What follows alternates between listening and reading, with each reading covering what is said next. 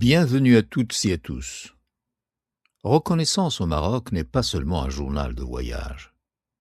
C'est aussi et surtout une entreprise scientifique, la mission même de Charles de Foucault, une somme de notes ethnographiques et géographiques, climatiques et astronomiques, accompagnées de cartes détaillées dans un volume à part. Et c'est peut-être ce matériau, plus encore que le récit lui-même, qui a fait de lui, sans vraiment le vouloir, le révérend père de la géographie moderne du Maroc.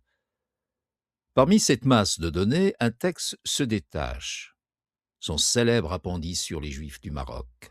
Un texte où la rigueur du géographe se teinte d'un parti pris apparent, un mélange d'hostilité et de compassion. De Foucault nous y entraîne dans les ruelles des Mlahs de Bled el-Mkhzen, puis parmi les communautés juives au cœur des terres de Bled Siba. Ce texte, on le lui a reproché. On y vit la marque d'un antisémitisme certain, ou du moins, comme on le verra dans l'article qu'on reproduira à la fin de cet appendice, d'une ingratitude manifeste. Mais cette lecture oublie bien des choses. Le parcours de Foucault, son hommage à son compagnon juif, le rabbin Mardoché Abisrour, les multiples exceptions qu'il tient à mettre en exergue, ou encore la sincérité de ses observations souvent plus nuancées que ses jugements.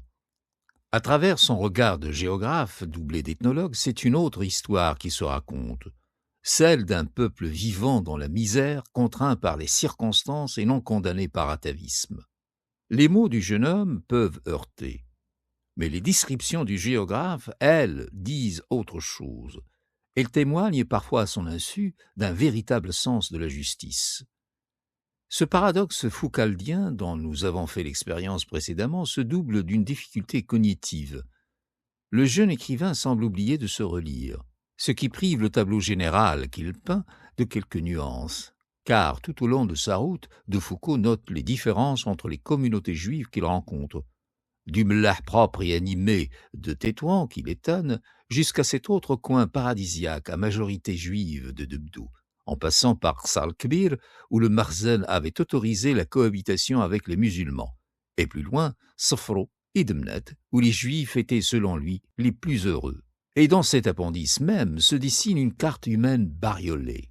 Des régions vidées de leurs Juifs par la persécution, d'autres où ils n'ont jamais vécu, certaines où ils sont en butte aux vexations, et d'autres encore où ils ont su, malgré tout, prospérer. Et maintenant, on cède la parole à Charles de Foucault. Appendice. Les Israélites au Maroc. Les Israélites du Maroc se divisent en deux classes. Ceux des régions soumises au sultan, juifs de Bled el-Mkhzen, ceux des contrées indépendantes, juifs de Bled Siba. Les premiers, protégés des puissances européennes, soutenus par le sultan qui voit en eux un élément nécessaire à la prospérité commerciale de son empire et à sa propre richesse, tiennent par la corruption les magistrats, auxquels ils parlent fort haut, tout en leur baisant les mains, acquièrent de grandes fortunes, oppriment les musulmans pauvres, sont respectés des riches, et parviennent à résoudre le problème difficile de contenter à la fois leur avarice, leur orgueil et leur haine de ce qui n'est pas juif. Ils vivent grassement, sont paresseux et efféminés, en tous les vices et toutes les faiblesses de la civilisation, sans en avoir aucune des délicatesses.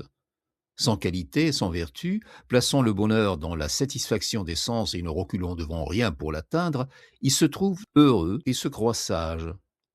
Les Juifs de Bled Siba ne sont pas moins méprisables, mais ils sont malheureux. Attachés à la glèbe, ayant chacun leur seigneur musulman dont ils sont la propriété, pressurés sans mesure, se voyant enlever au jour le jour ce qu'ils gagnent avec peine, sans sécurité ni pour leur personne ni pour leurs biens, ils sont les plus infortunés des hommes. Paresseux, avares, gourmands, ivrognes, menteurs, voleurs, haineux surtout, sans foi ni bonté, ils ont tous les vices des Juifs de Bled el-Mkhzen, moins leur lâcheté. Les périls qui les menacent à toute heure leur ont donné une énergie de caractère inconnue à ceux-ci et qui dégénère parfois en sauvagerie sanguinaire. Nom de l'auteur. J'écris des Juifs du Maroc moins de mal que je n'en pense. Parler d'eux favorablement serait altérer la vérité. Mes observations s'appliquent à la masse du peuple. Dans le mal général, il existe d'heureuses exceptions. Hafez, Asfro, à Meknès, à Taza, à Taznacht, à Debdou, en d'autres lieux encore, j'ai vu des Israélites donner l'exemple de la vertu. Le grand rabbin de Fès était, aux yeux des musulmans même, un des hommes les plus justes de son temps. Mais ces modèles sont rares et on les imite peu. Fin de note. 1. Israélite de Bledelmarsen. Le juif se reconnaît à sa calotte et à ses pantoufles noires. Il ne lui est pas permis de les porter d'une autre couleur. Dans la campagne, il peut aller à âne et à mulet, mais s'il rencontre un religieux ou une chapelle, il met pied à terre ou fait un détour. Au péage et aux portes, il est soumis à une taxe comme les bêtes de somme. En ville, il se déchausse et marche à pied. Les rues voisines de certaines sanctuaires lui sont interdites. Il demeure hors du contact des musulmans avec ses coreligionnaires dans un quartier spécial appelé Mlah. Le Mlah est entouré de murs, une ou deux portes lui donnent entrée. On les ferme à 8 heures du soir. Dans le Mlah, le juif est chez lui. En y entrant, il remet ses chaussures et le voilà qui s'enfonce dans un dédale de ruelles sombres et sales.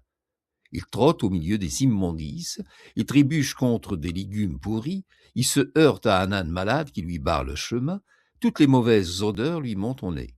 Des sons discordants le frappent de toutes parts. Des femmes se disputent d'une voix aigre dans les maisons voisines. Des enfants psalmodient d'un ton nasillard à la synagogue. Il arrive au marché. De la viande, des légumes, beaucoup d'eau de vie, quelques denrées communes, tels sont les objets qu'on y trouve. Les belles choses sont dans la ville musulmane. Le juif fait ses achats, reprenant sa route, il gagne sa maison. S'il est pauvre, il se glisse dans une chambrette où grouillent, assis par terre, des femmes et des enfants. Un réchaud, une marmite forment tout le mobilier. Quelques légumes la semaine, des tripes, des œufs durs et un peu d'eau de vie le samedi nourrissent la famille. Mais notre juif est riche. Au moment où il pousse la porte noire surmontée de mains pour préserver du mauvais œil qui ferme sa demeure, il pénètre dans un monde nouveau. Voici le jour, la propreté, la fraîcheur, la gaieté. Il entre dans une cour carrée entourée de 2 étages de galeries donnant accès aux chambres. Le ciel apparaît d'un bleu ardent. Les derniers rayons du soleil font briller comme des miroirs au faîte de la maison les faïences coloriées dont tout est revêtu, murs, colonnes, sol de la cour, plancher des chambres. Une odeur de bois de cèdre remplit et parfume la demeure. Des enfants rentrant de l'école jouent et crient.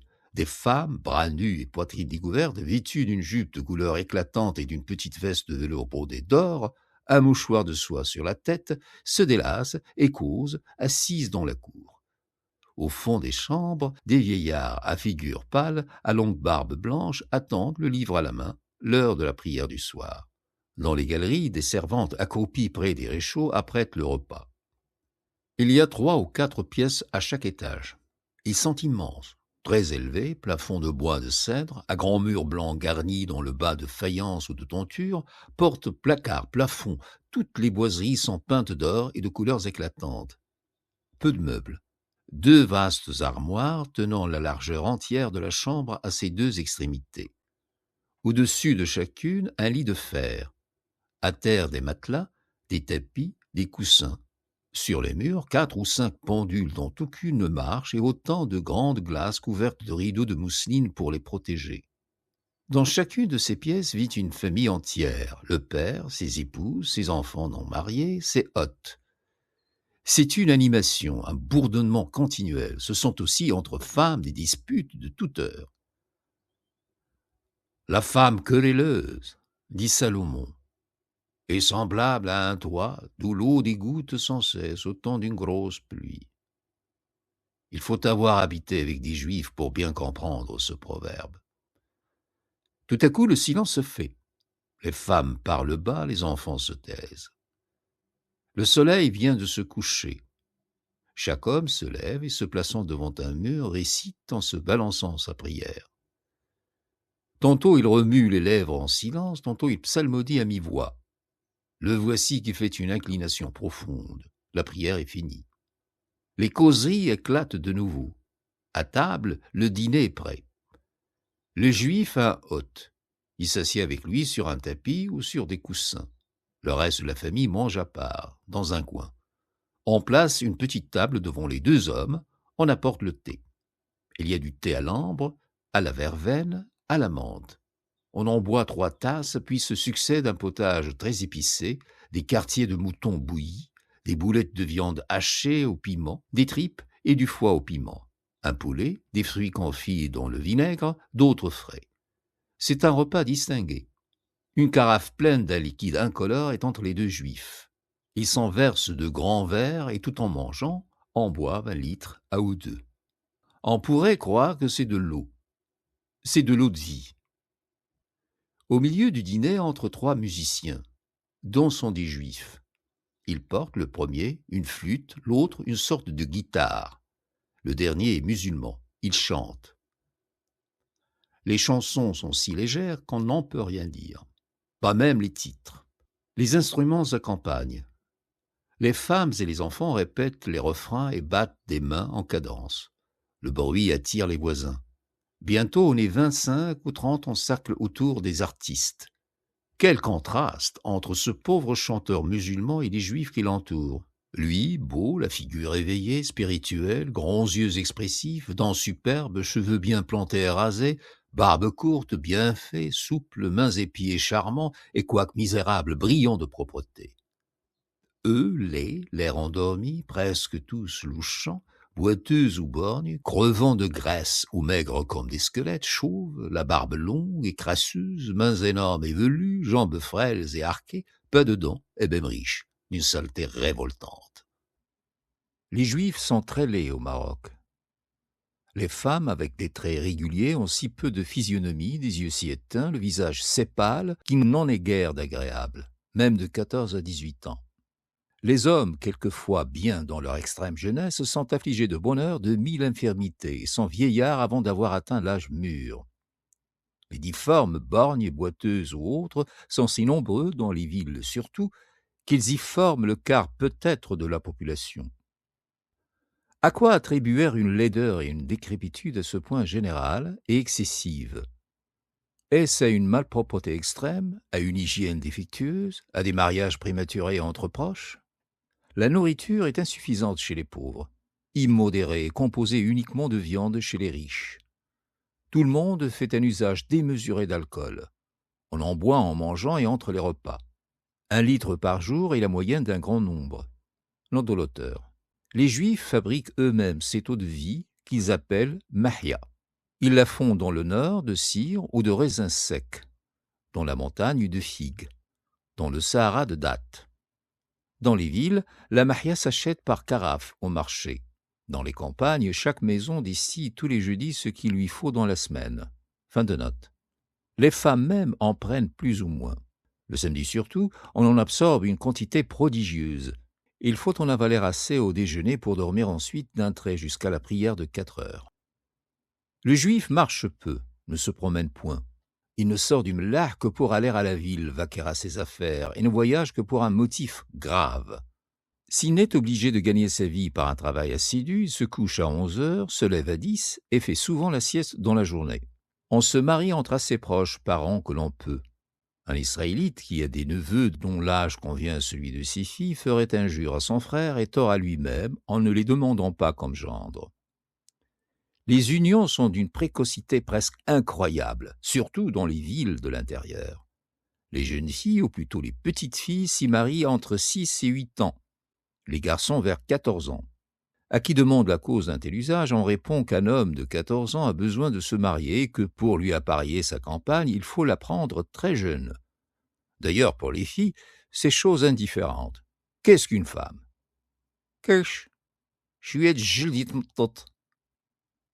Note de la rédaction. Une traduction approximative de cette expression serait la suivante. Un ventre, un peu de peau élastique. Fin de note.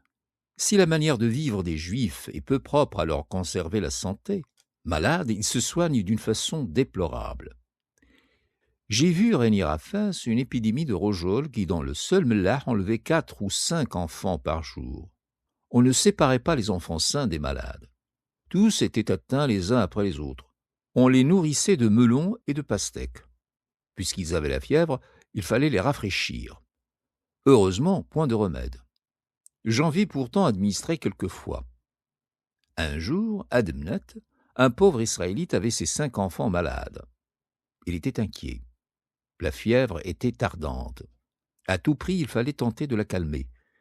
Il possédait dans une vieille caisse divers paquets contenant des remèdes variés de provenance européenne. Ils étaient de 10 ou 12 sortes. Il sortit ses médicaments, prit un peu de chacun, mêla le tout, en fit 5 parts égales et les distribua à ses enfants. Ils n'en sont pas morts. Les Israélites, qui aux yeux des musulmans ne sont pas des hommes, à qui les chevaux, les armes sont interdites, ne peuvent être qu'artisans ou commerçants. Les Juifs pauvres exercent divers métiers.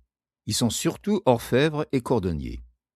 Ils travaillent aussi le fer et le cuivre, sont marchands forains, crieurs publics, changeurs, domestiques dans le mellah. Les riches sont commerçants et surtout usuriers. En ce pays troublé, les routes sont peu sûres, le commerce présente bien des risques. Ceux qui s'y livrent n'y aventurent qu'une portion de leur fortune. Les Israélites préfèrent en abandonner aux musulmans les chances, les travaux et les gains. Ils se contentent pour eux des bénéfices sûrs et faciles que donne l'usure.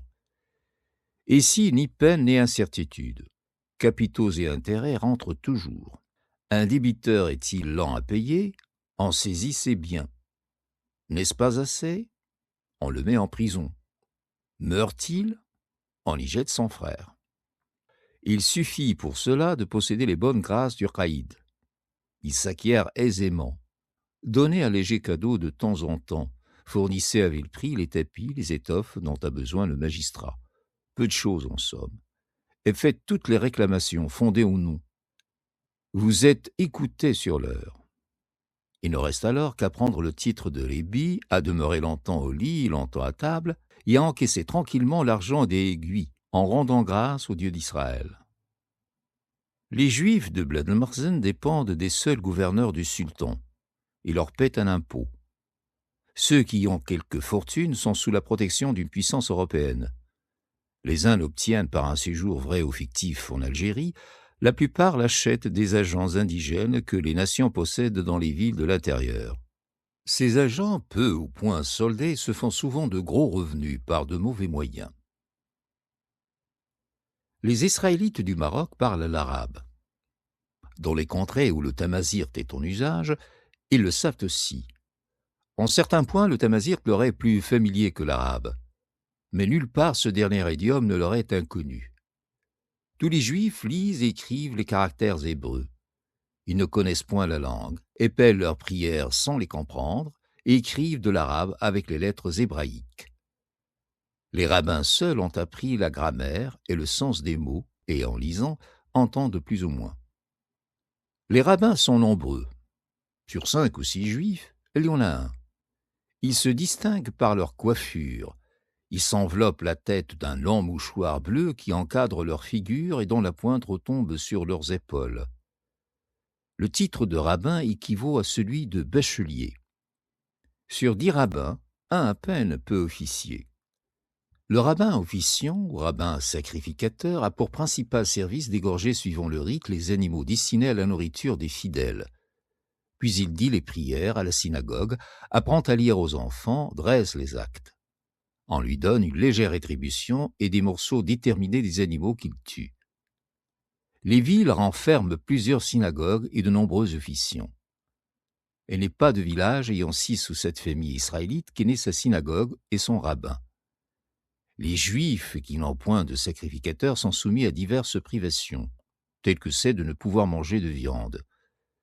Ceux qui vont isolément trafiquer parmi les musulmans s'en passent parfois durant 6 ou 8 mois. Les Israélites du Maroc observent avec la dernière rigueur les pratiques extérieures du culte.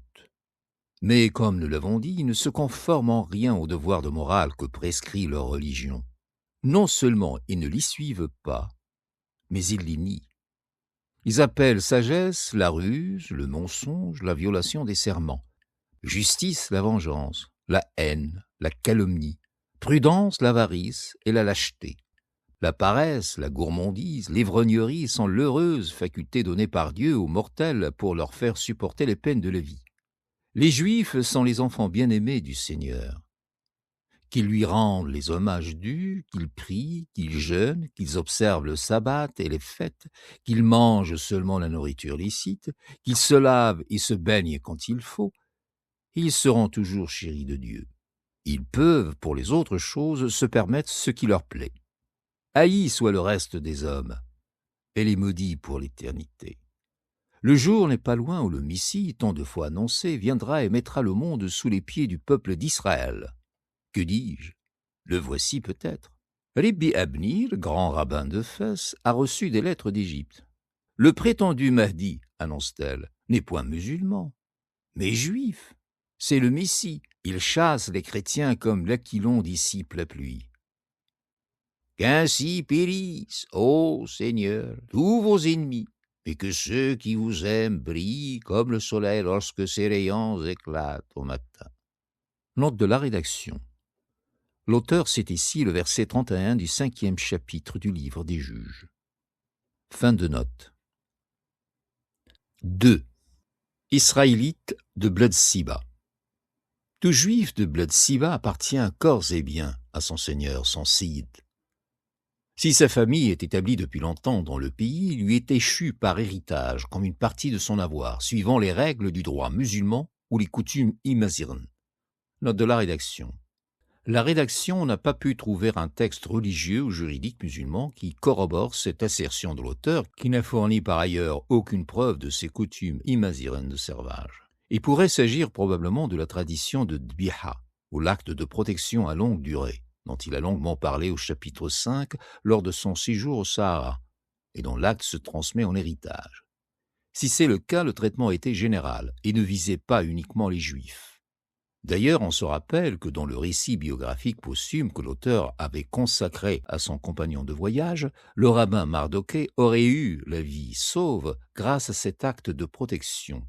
En plus, et selon le même récit, le rabbin avait réussi à faire fortune à Timbuktu, dans le Mali actuel, et comptait même y élire domicile. Et s'il était devenu sur le sou, c'était à cause des circonstances et des personnes qui n'ont rien à voir avec son séide ou suzerain. Fin de note. Si lui-même est venu se fixer au lieu qu'il occupe, il a dû, aussitôt arrivé, se constituer le juif de quelqu'un. Son hommage rendu, il est lié pour toujours, lui et sa postérité, à celui qu'il a choisi. Le séyid protège son juif contre les étrangers comme chacun défend son bien. Il use de lui comme il gère son patrimoine, suivant son propre caractère. Le musulman est-il sage, économe? Il ménage son juif. Il ne prend que le revenu de ce capital, une redevance annuelle calculée d'après les prix de la saison et tout ce qu'il lui demande. Il se garde d'exiger trop. Il ne veut pas appauvrir son âme. Et lui facilite au contraire le chemin de la fortune. Plus le juif sera riche, plus il rapportera. Et ne le moleste pas dans sa famille, ne lui prend ni sa femme ni sa fille, afin qu'il ne cherche pas à échapper à la servitude par la fuite. Ainsi, le bien du séyid s'accroît de jour en jour comme une ferme sagement administrée. Mais que le Seigneur soit emporté, prodigue, il mange son juif comme on gaspille un héritage. Elle lui demande des sommes excessives. Le juif dit ne pas les avoir. Le séyid prend sa femme en otage, la garde chez lui jusqu'à ce qu'il ait payé. Bientôt, c'est un nouvel ordre et une nouvelle violence. Le juif mène la vie la plus pauvre et la plus misérable et ne peut gagner un liard qui ne lui soit arraché. On lui enlève ses enfants. Finalement, on le conduit lui-même sur le marché, on le met aux enchères et on le vend, ainsi que cela se fait en certaines localités du Sahara, mais non partout. Ou bien on pille, on détruit sa maison et on le chasse nu avec les siens. On voit des villages dont tout un quartier est désert. Le passant étonné apprend qu'il y avait là un mlah et qu'un jour les séyids, d'un commun accord, ont tout pris à leurs juifs et les ont expulsés. Rien au monde ne protège un Israélite contre son Seigneur. Il est à sa merci. Veut-il s'absenter, lui faut son autorisation. Il ne lui est pas refusé parce que les voyages du juif sont nécessaires à son commerce. Mais sous aucun prétexte, il n'emmènera sa femme ni ses enfants. Sa famille doit rester auprès du Siyid pour répondre de son retour. Veut-il unir sa fille à un étranger qui la conduira dans son pays, force est au fiancé de la racheter du Seigneur au prix qu'il plaira à ce dernier de fixer. La rançon varie suivant la fortune du jeune homme et la beauté de la jeune fille. J'ai vu à Tekit une jolie juive qui venait de Louelzezet. Pour l'emmener, son mari avait payé 400 francs. Grosse somme en amlah où l'homme le plus riche possède en tout 1500 francs. Le juif, tout enchaîné qu'il est, peut s'affranchir et quitter le pays, si son cid l'autorise à se racheter. Le plus souvent, celui-ci repousse sa requête. Si parfois il consent, c'est lorsque le juif, par suite d'opérations commerciales, a la majeure partie de sa fortune hors de son atteinte. Elle fixe alors le prix du rachat, soit en bloc pour toute la famille, soit pour chaque membre en particulier. La somme exigée est la plus grande partie de la fortune présumée du juif. Le marché conclu, la rançon payée, le juif est libre. Il déménage avec les siens sans être inquiété et va s'établir où bon lui semble. S'il ne veut ou ne peut donner ce qu'on lui demande, si toute proposition est rejetée de parti pris, et s'il a la ferme volonté de s'en aller coûte que coûte, il ne lui reste qu'un moyen, la fuite. Il la prépare d'avance, l'exécute dans le plus grand secret. Une nuit sombre, il sort à pas de loup, suivi de sa famille. Tout dort, on ne l'a pas vu. Il arrive à la porte du village. Des bêtes de somme, une escorte de musulmans étrangers l'attendent. On monte, on part, on fuit à toute vitesse. Courant la nuit, se cachant le jour, évitant les lieux habités et choisissant les chemins détournés et déserts, on gagne d'un pas rapide la limite du Bled el-Marzn. Là, enfin, on respire. On est en sûreté complète qu'arrivé dans une grande ville. Le juif qui se sauve est en danger mortel. Son seigneur, dès qu'il apprend son départ, se jette à sa poursuite. S'il le rejoint, il le tue, comme un voleur qui lui emporte son bien. Lorsque la fuite a réussi, le juif évitera, lui et ses descendants, pendant plusieurs générations, d'approcher même de loin de son ancienne résidence. Il s'en tiendra au moins à 3 ou 4 journées, et là même, il sera inquiet. J'ai vu des Israélites de plus de 50 ans, dont le père s'était enfui de Mohamed Rouzlan avant leur naissance, regardaient comme périlleux de passer à Tanzila et à Mraïmima, où ils pouvaient, disait-il, rencontrer des Brabr et être pris par eux. En quelque endroit qu'un Siyid retrouve son juif ou un rejeton de celui-ci, il met la main sur lui. Elle est des exemples d'Israélites dont l'aïeul s'était sauvé et qui, à plus de 80 ans de distance, ont été ramenés enchaînés au pays de leurs ancêtres par le descendant de leur seigneur. Ce droit permet parfois d'étranges choses. Un jour arrivèrent au Deddis 2 rabbins quêteurs de Jérusalem. Comme ils passaient sur un marché, un musulman leur saute à la gorge. « Ce sont mes juifs !» s'écria-t-il. « Je les reconnus. Il y a 40 ans, tout jeunes encore, ils s'enfuirent avec leur père. Enfin Dieu me les rend. Qu'elle soit louée !» Les pauvres rabbins de se récrier. Depuis des générations, leur famille habitait Jérusalem. Jamais eux-mêmes n'avaient quitté la ville sainte avant cette année, et plût au ciel qu'ils n'en fussent jamais sortis. Que Dieu maudisse votre voleur de pierre. Je jure que je vous reconnais et que vous êtes mes juifs. Et il les emmène chez lui. Il ne leur rendit la liberté qu'au prix de 800 francs que paya pour eux la communauté de Téhilite. Dans les tribus dont l'organisation est démocratique, chez les Brabr, par exemple, chaque Israélite a un seigneur différent. Dans celles qui sont gouvernées par un chef absolu, comme le Mzgita, le Tazrouat, les Juifs appartiennent tous au Shir et n'ont pas d'autre Siyid que lui. Au lieu où le Shir existe, mais avec une autorité limitée, à Taznart, chez les Znaga, le Juif lui doit un tribut annuel, ne peut déménager sans se racheter de lui, mais n'en appartient pas moins à un seigneur particulier qui a sur lui les droits ordinaires. La contrée où j'ai vu les Israélites les plus maltraités et les plus misérables est la vallée de l'Oued Labid, de Wawizirt à Tabia. J'ai trouvé des Juifs enfermés depuis 3 mois chez leur seigneur, parce que le mari ne pouvait payer certaines sommes. Là, les coutumes fixent à 30 francs l'amende du musulman qui a tué un juif. Il les doit aussi du mort et n'a d'autre peine ni d'autres dommages. Dans cette région, les Israélites ne font point de commerce. Dès qu'ils possèdent quelque chose, on le leur arrache. Ils ne peuvent être orfèvres. L'argent manque. Tous sont cordonniers. Traités comme des brutes, le malheur en a fait des êtres sauvages et féroces. Ils se battent, se blessent, se tuent journellement. À Ayet Wakdir, j'ai vu un matin entrer à la synagogue un homme qui venait d'égorger son neveu dans une querelle. Ils s'en vantaient. Personne ne lui fit de reproche. La chose était commune. Moi-même, j'ai 2 fois en 15 jours failli être assassiné dans cette contrée par des juifs de Wawizirt, entre ce village et Qsbat Nimlel par des juifs d'Ayet Wakdir, dans leur Mellah même. La première fois, j'étais parti avec un stat musulman et une caravane d'Israélites de Wawizirt. Bientôt, je vis mon musulman donner des signes d'inquiétude. Il me prit à part et me rapporta que les Juifs tenaient entre eux des propos inquiétants et semblaient comploter. Il s'obstinait malgré lui à vouloir prendre un chemin désert qui ne pouvait nous conduire qu'à une embuscade. Tout à coup se profila au sommet d'une croupe la silhouette de plusieurs cavaliers. « Ce sont des Aïtsri, ennemis de ma tribu. Les Juifs nous ont trahis. » Je tourne bride.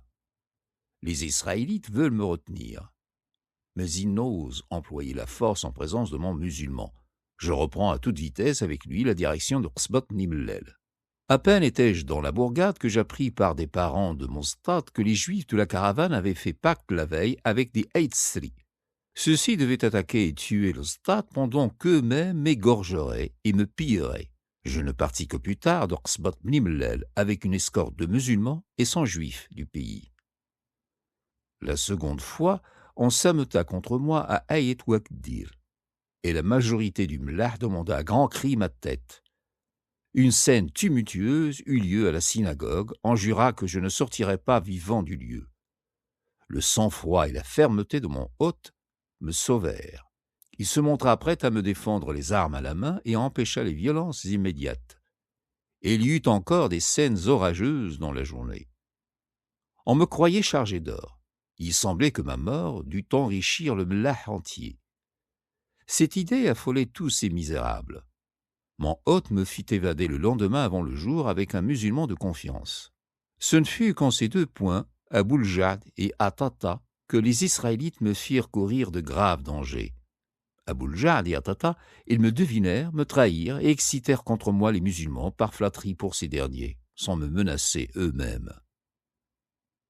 Sur l'Oued Labid, ils n'avaient pas soupçonné ma religion. J'étais un frère étranger et riche qu'il voulait faire disparaître pour prendre son bien.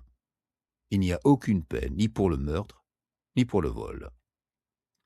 Une nuit que j'étais à Wawizert, couché à la synagogue avec 10 ou 12 autres personnes, un voleur m'éveilla en fouillant dans mon bagage. Je parvins à le saisir. On apporta de la lumière. Je demandai ce qu'on allait faire du prisonnier. Le lâchis. Puis on alluma les lampes et l'on chanta des prières pour se tenir éveillé. Dans ces pays, les Juifs d'un village ont-ils une querelle avec ceux d'un autre. On s'arme des 2 côtés, on prend rendez-vous et on se livre bataille. 3. Répartition des Juifs au Maroc. Les Juifs sont répartis d'une manière inégale dans les diverses parties du Maroc. Ils semblent être cantonnés surtout d'une part dans les ports et les grandes villes du Bled el-Mersen, de l'autre dans le massif du Grand Atlas et sur les cours d'eau qui descendent du versant méridional de cette chaîne. Il y a très peu d'Israélites dans le Rif. Ils y étaient nombreux autrefois. De mauvais traitements les ont chassés dans ce siècle, les uns vers Fès, les autres vers Tlemcen et Debdou. Les 2 principaux Mellah du Rif sont à cette heure ceux de Teflsit et de Shaoun. De Tanger à Agadir et Rir, point de port sur l'océan où les Juifs ne forment une partie importante de la population. Sur les divers cours d'eau qui se jettent dans l'Atlantique, au nord du Spou, un seul Mellah, celui de Qsar. Bassin de l'Oued Spou. et n'y existe d'Israélites qu'en 5 points. À Fès, 800 familles. À Meknès, 400 familles. À Sfro, 250 familles. À Taza, 50 familles. À Qsbat Meknassa, 15 familles. Dans les grandes tribus qui occupent le cours supérieur du fleuve et de ses affluents, Bni Mtir, Bni Mgild, Aït Youssi, Bni Waraïn, il n'y en a point. Bassin de l'Oued Bourgreg. Il ne renferme aucun mlah, pas de juifs ni chez les Ayan, ni chez les Emour Shlaha, ni chez les Zahir. Bassin de l'Oued Omrbert. Très peu d'établissements israélites sur la rive droite du fleuve. Un grand nombre sur les affluents de gauche qui prennent leur source dans le Grand Atlas. Bassin de l'Oued Tensift. Les Juifs y ont peu de centres sur la rive droite, mais ils en possèdent sur les affluents de gauche du fleuve. Bassin de l'Oued Souss. Les bords de ce fleuve sont une des contrées du Maroc où les Israélites sont les plus nombreux. Sur ses affluents de droite, ils s'en trouvent aussi, mais moins. Il n'en existe à peu près point sur les affluents de gauche. Sahel marocain. Peu de Juifs. Ils sont groupés en quelques points clairsemés.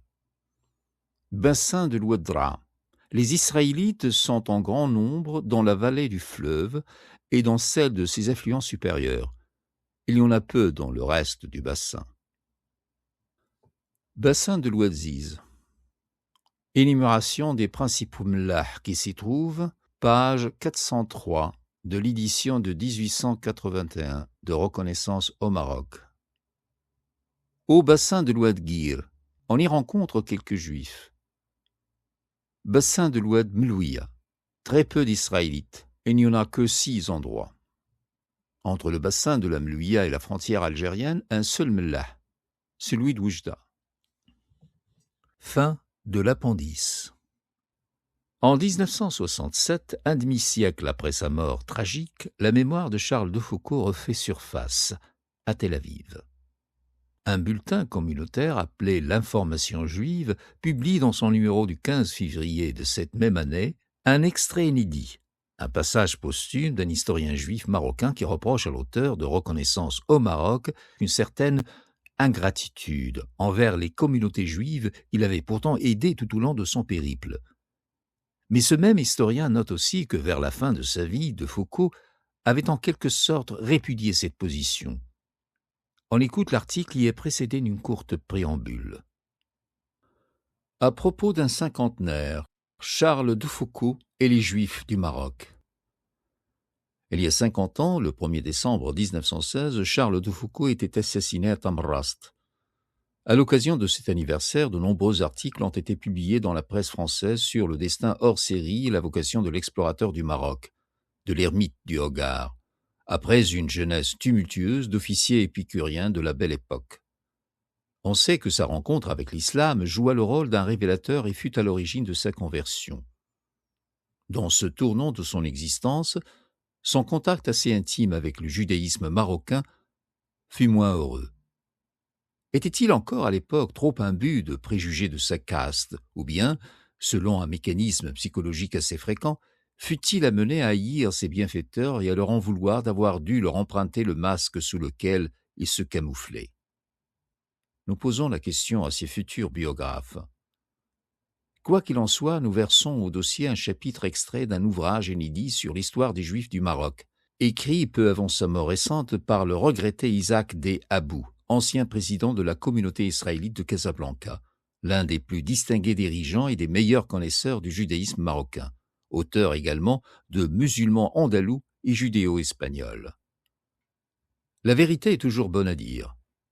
Et les réserves que l'on peut faire sur sa relation de son exploration marocaine n'entachent pas le respect que nous portons à la noble figure du révérend père de Foucault, et particulièrement à sa grande aventure spirituelle.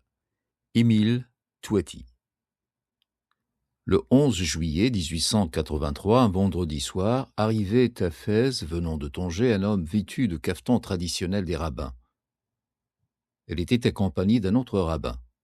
Le premier, plus jeune que son compagnon, était le vicomte Charles de Foucault, devenu plus tard le révérend père de Foucault, et le second était un authentique rabbin du nom de Mardoké Abisrour. Nom de l'auteur. C'est à Alger où Abisrour exerçait les fonctions de professeur d'hébreu que Charles de Foucauld le rencontra en 1883 et l'embaucha comme guide aux appointements de 270 francs par mois. Fin de note. Un authentique rabbin du nom de Mardoké Abisrour, né vers 1825 dans un village au sud de Marrakech, engagé par le vicomte pour lui servir de guide et de compagnon de route. Munis d'une chaleureuse lettre de recommandation de M. Benchimol de Tanger, les deux hommes furent reçus par M. Samuel Ben Semhoun de Fès, qui leur accorda l'hospitalité. La personnalité de Charles de Foucauld ne fut révélée à son hôte que sous le sceau du secret, parce que la haine du chrétien à l'époque aurait pu faire courir de grands risques à l'illustre voyageur. Pour la réalisation de ses plans, Charles de Foucauld, sur les conseils de Mardoké Abisrour, avait revêtu cette tenue qui le mettait en quelque sorte à l'abri, puisqu'au Maroc on hébergeait fréquemment des personnalités de ce genre qui venaient collecter en faveur des Juifs de Palestine. Le rôle d'Abisrour était précisément de le protéger et de lui éviter certains contacts embarrassants en répondant pour lui et en le guidant à travers les villes et les mlahs. Ce concours fut d'autant plus précieux pour le vicomte que, grâce au respect accordé aux émissaires de la Terre Sainte, il reçut un accueil bienveillant de la part des familles juives qui le reçurent chez elles, ignorant tout du but de son voyage, l'exploration du pays. En troquant sa tunique d'officier contre le cafetan du rabbin, Charles de Foucauld changea également de nom et s'appela Joseph Ashkenazi. En même temps, pour mieux consacrer sa fausse personnalité, il portait des papillotes à l'exemple des rabbins orthodoxes. Le lendemain de son arrivée à Fès, un samedi, Joseph Ashkenazi, accompagné de M. Ben Semhoun, alla à la synagogue et assista à l'office traditionnel. Les fidèles ne cessaient d'observer curieusement ce visiteur étrange, qui se limitait à s'asseoir et à se lever sans desserrer les dents et sans faire la moindre invocation. Appelé à la lecture de la Torah, comme c'est l'usage pour les étrangers qu'on veut honorer, il refusa en faisant comprendre qu'il préférait ne pas bouger. Charles de Foucauld séjourna chez les Ben Semhoun à Fès du 11 juillet au 23 août 1883. Sa chambre avait accès sur la terrasse sur laquelle il passait, dit-on, des nuits à étudier les astres et à prendre des notes. Des papiers griffonnés au crayon qu'il aurait oubliés ou abandonnés sont encore pieusement conservés par la famille Ben Semhoun. L'explorateur était convaincu que les Juifs de Fès n'avaient pas reconnu en lui un chrétien. Cette affirmation, qui transparaît à travers ses écrits, est pour le moins difficile à admettre. De Foucauld fut l'hôte des Ben Semhoun à l'époque où le grand rabbin de cette ville était Abner Hassarfati. Celui-ci le reçut chez lui. Il lui laissa croire qu'il le prenait pour un rabbin de Jérusalem pour ne pas contrarier son désir de garder l'incognito. Aux yeux des Arabes, de Foucauld pouvait passer à la rigueur pour un rabbin. Mais avec les Juifs, il ne pouvait en être de même, car il suffisait d'un repas pris en commun pour découvrir sa qualité de non-juif. Un détail essentiel à souligner est que pas un Juif n'eut l'idée de le dénoncer. Au cours du voyage d'exploration qu'il fit au Maroc, Foucauld, toujours déguisé en rabbin, fut partout l'hôte de familles juives. À Tétouan, il fut hébergé chez Jacob Danan, à Taza chez Bendouma, à Sfro chez David Aoulil, à Boujal chez Mouchi Alloun, à Qsbat Tadla chez Issajar Simoni, à Debdou chez les Murciano et à Bnimlal chez David Sbar. À Wawizert, où il arriva le 26 septembre 1883, en compagnie du rabbin Mardoké, il fut logé dans une synagogue appartenant à Meir Malka. Après son départ, les Arabes, pris de soupçons, attaquèrent et pillèrent le Mlah, détruisant d'abord la synagogue qui lui avait servi d'abri. Sur l'emplacement de celle-ci, 40 ans plus tard, une stèle fut érigée par les autorités françaises rappelant le passage de l'illustre voyageur. Le 15 novembre, de Foucauld arriva à Agadir. Note de la rédaction. Il s'agit ici d'Agadir Tessint et non de l'Agadir actuel. Fin de note. Et le 28 janvier de l'année suivante, il atteignit Mogador, où, à bout de ressources, il dut révéler son identité au consul de France, qui fut le premier surpris à la vue de ce rabbin qui s'obstinait à lui demander un entretien. Le consul aurait même manifesté de l'effroi lorsqu'il vit ce rabbin s'approcher de lui pour lui parler à l'oreille. Quelques instants plus tard, on les vit sortir tous deux et s'enfermer dans une pièce retirée où ils purent s'entretenir loin de toute oreille indiscrète. Poursuivant sa randonnée, De Foucauld arrivait à Tiznit le 31 mars. Note de la rédaction. Le 31 mars 1884, De Foucauld était de retour à Tiszint, et non à Tiznit, qu'il n'a pas mentionné dans son journal de voyage. Fin de note. Et le 28 avril, il faisait route sur Salsouk. Le 12 mai, il arrivait à Debdou, où il fut l'hôte de la famille Murciano. Dans cette localité, les Juifs vécurent des jours d'angoisse lorsque les Arabes les soupçonnèrent d'avoir hébergé un chrétien. Dans l'espoir d'apaiser leur colère, ils leur remirent une forte somme d'argent. Le paiement de cette rançon ne suffit pas, et le Mellah de Debdou fut pillé dans la même semaine. Note de la rédaction. De Foucauld précise lors de son passage à Debdou que la majorité des habitants de cette localité, 3/3, étaient juives. Fin de note. Le 18 mai, De Foucauld, toujours vêtu de son cafetan de rabbin et accompagné de son inséparable Mardoquet, atteignit Lioun, traverse Oujda et parvint à Marnia, en terre française, Sik, pour terre algérienne.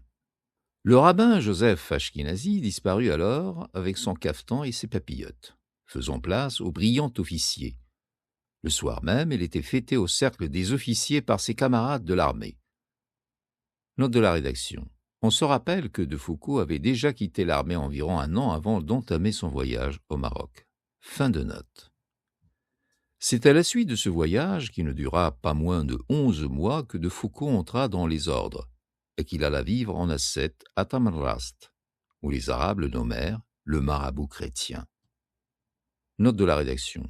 Il faut préciser à ce propos qu'à Tamanrast, De Foucauld vivait parmi les Touaregs et non les Arabes, et ce bien des années après sa conversion. Fin de note. C'est dans ces mêmes lieux qu'il fut assassiné le 1er décembre 1916. Note de l'auteur. Voir un rabbin voyageur par Semmak, collection Hespéris, 1928, 3e et 4e semestre. Fin de note. Dans son ouvrage Exploration du Maroc, note de la rédaction. Il s'agit, on l'a bien compris, de Reconnaissance au Maroc, dont l'édition de 1939 comprenait 3 appendices posthumes, dont l'un est consacré en son souvient aux compagnons de voyage du jeune explorateur. Fin de note. De Foucauld présente son guide Abisrour comme un homme intelligent, rusé, beau parleur et inspirant de la considération. Elle précise d'ailleurs qu'il lui fut dévoué, veillant toujours sur sa personne et le mettant à l'abri de toute indiscrétion. Quant aux Juifs marocains qui avaient tant fait pour le protéger, il les traita avec mépris et les chargea de toutes les tares, les qualifiant d'ivrognes, de menteurs, de voleurs, de paresseux, de rancuniers, d'imposteurs et autres qualificatifs de ce genre. Dans son ouvrage, il passe complètement sous silence tout ce que ceux-ci firent pour lui et ne fait aucune allusion au risque qu'ils coururent pour éviter que son identité ne fût révélée. Il omet sciemment de dire qu'en maintes circonstances, ils payèrent de leur propre denier le silence de ceux à qui il était suspect. Établissant un parallèle entre les Juifs de Bled Siba, région non soumise à l'autorité du Marzen, et ceux des régions soumises, De Foucauld tient à préciser que les premiers sont aussi méprisables que les seconds, et conclut qu'il ne dit qu'en partie ce qu'il pense des Juifs, car, ajoute-t-il, si je parlais d'eux avec sympathie, je ne serais pas sincère. Note de la rédaction. Dans une note à la fin de l'introduction à son appendice sur les Juifs du Maroc, De Foucauld dit mot pour mot : parler d'eux favorablement saurait altérer la vérité. Mes observations s'appliquent à la masse du peuple. Dans le mal général, elle existe d'heureuses exceptions. Fin de citation et de note. De Foucauld a-t-il fait ces réflexions au ton où les Juifs le comblaient d'attention, en l'hébergeant de la façon la plus désintéressée ? Au moment où, l'entourant de soins, il prenait de gros risques pour leur hôte, sans le connaître et sans chercher à savoir ce qu'il était venu faire dans leur région. C'est à peine si dans ses écrits, il trouve quelques paroles aimables pour la famille Ben Semhoun d'Oufez, qui, selon lui, n'avait pas son égal au Maroc. Il lui arriva cependant, dans les dernières années de sa vie, en avril 1912, d'adresser à la famille Murciano de Debdou une lettre où il lui exprime sa sympathie et sa gratitude pour l'avoir préservé de la misère et du danger en différentes circonstances. Note de l'auteur. Note extraite du périodique Mahaberet, cahier de l'Alliance israélite universelle paraissant à Jérusalem, article de M. Abraham El-Melech. Fin de note. Dans son ouvrage « Les Juifs de Debdou », l'historien Naoum Shlouch, note de l'auteur. Ce grand historien du judaïsme nord-africain est mort récemment à 95 ans en Israël. Fin de note. L'historien Naoum Shlouch souligne que De Foucauld avait dû finalement changer d'avis sur les Juifs du Maroc. Dans ses derniers rapports, selon M. Shlouch, il admet en effet qu'à différentes reprises, ce sont les Juifs qui l'ont secouru et qui l'ont nourri. Hypothèse qui est confirmée par cette lettre envoyée au Murciano en 1912, une trentaine d'années après sa visite dans cette localité. I.D. Abou. C'est sur cette tension d'un homme partagé entre la distance du savant et la proximité du témoin que s'achève notre voyage de reconnaissance au Maroc. On aura l'occasion de revisiter les moments clés de ce périple en parallèle avec d'autres voyages à travers le temps maghrébo-ibérique ou, si vous le voulez, andalou-mauresque. Veuillez vous abonner à la chaîne Maghriberia sur YouTube pour être au rendez-vous avec Au temps des Mhalla, ou le Maroc de 1860 à 1912. Un médecin français, Louis Arnaud, nous y transmet le récit captivant des campagnes militaires des sultans marocains, raconté par un maître conteur, l'officier dans l'armée chérifienne, le khalifa El-Hajj Salem El-Abdi. Veuillez aussi activer la clochette alerte pour ne pas manquer les épisodes d'un livre resté longtemps une référence incontournable dans les études sur Al-Andalus, l'histoire des musulmans d'Espagne, par l'orientaliste hollandais Reinhard Dozzi.